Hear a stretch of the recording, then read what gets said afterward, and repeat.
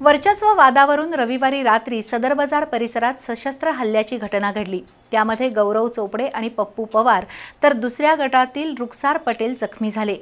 या प्रकरणी शाहूपुरी पोलिसात परस्पर विरोधी फिर्यादी दाखल झाल्या असून त्यातील चौघांना पोलिसांनी अटक केली आहे।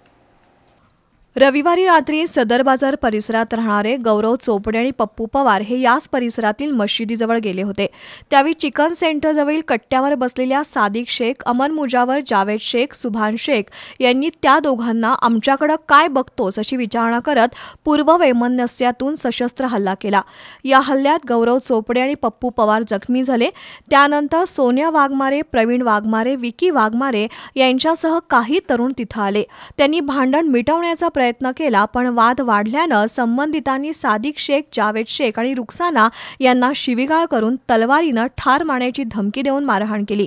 या प्रकरणी शाहूपुरी पोलिसात परस्पर विरोधी फिर्यादी दाखल झाल्या असून पोलिसांनी सादिक शेख, जावेद शेख तसंच विरोधी गटातील विकी वाघमारे, गौरव चोपडे यांना अटक केली आहे। या सर्वांना 2 दिवसांची पोलीस कोठडी सुनावण्यात आली आहे।